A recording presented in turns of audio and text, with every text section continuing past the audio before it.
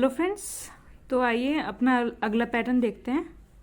ये पैटर्न हमारे n = 5 के लिए है। तो चलिए इस पैटर्न को एनालाइज करके देखते हैं। सबसे पहले हम इसकी रो नंबरिंग और कॉलम नंबरिंग कर लेते हैं।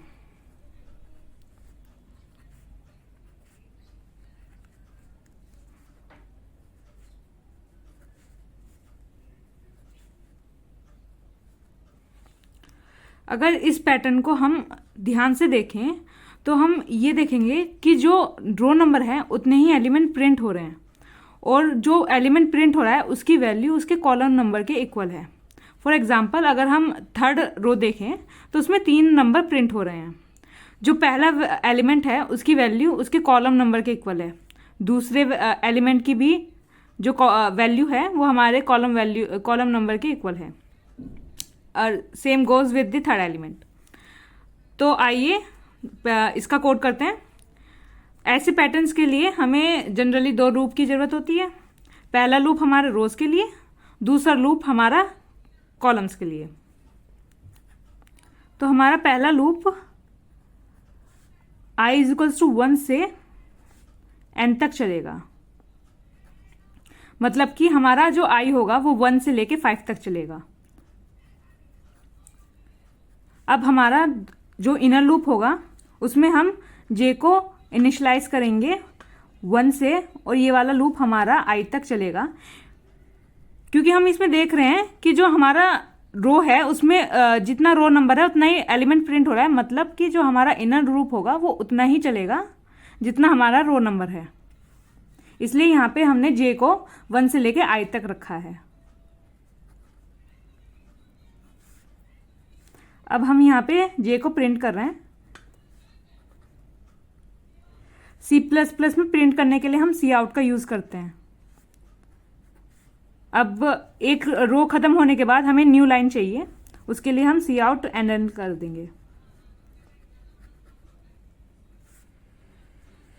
तो आइए अब इसका ड्राई रन करके देख लेते हैं।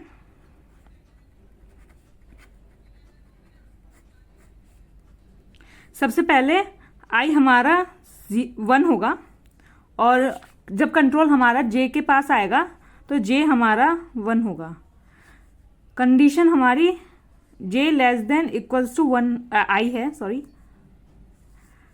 तो यहाँ पे j की वैल्यू 1 है, i की वैल्यू 1 है। तो इस टाइम ये कंडीशन ट्रू है तो हमारा j प्रिंट हो जाएगा। उसके बाद j इंक्रीमेंट होगा 2 हो जाएगा। इस टाइम ये कंडीशन जो है हमारी, इस टाइम जो j है वो हमारा i से बड़ा हो गया। ये कंडीशन फॉल्स हो गई, इसलिए हमारा कंट्रोल आउटर लूप पे चला जाएगा और i को इंक्रीमेंट कर देगा। i 2 हो जाएगा।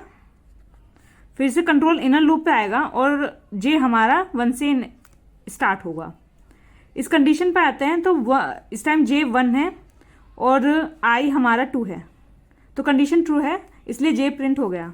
अब j इंक्रीमेंट हुआ 2 हो गया, कंडीशन ट्रू हुई इसलिए j हमारा प्रिंट हो गया।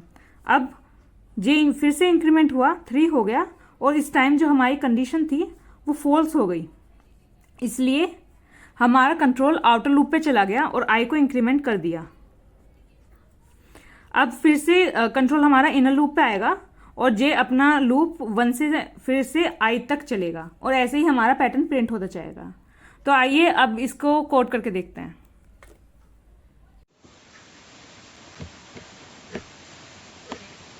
आ चुका है अपने GFG पोर्टल पे। चलिए कोड करते हैं। तो पहला लूप हमारा जाएगा रोज के लिए 1 से लेके n तक। दूसरा लूप हमारा जाएगा कॉलम के लिए 1 से लेके i तक। ठीक, अब हम प्रिंट करेंगे j को और साथ में हम यहाँ देख सकते हैं एक स्पेस भी है साथ में, यहाँ पे एक स्पेस साथ में और न्यू लाइन के लिए हर रो के बाद। इसको कंपाइल करके देख लेते हैं। ये सक्सेसफुली कंपाइल हो चुका है। इसे अब हम सबमिट करते हैं। ये सक्सेसफुली सबमिट हो चुका है। आई होप आपको ये वीडियो अच्छी लगी होगी। कोई भी डाउट हो तो आप उसे कमेंट सेक्शन में पूछ सकते हैं। And please do like, share and subscribe our channel. Thank you for watching.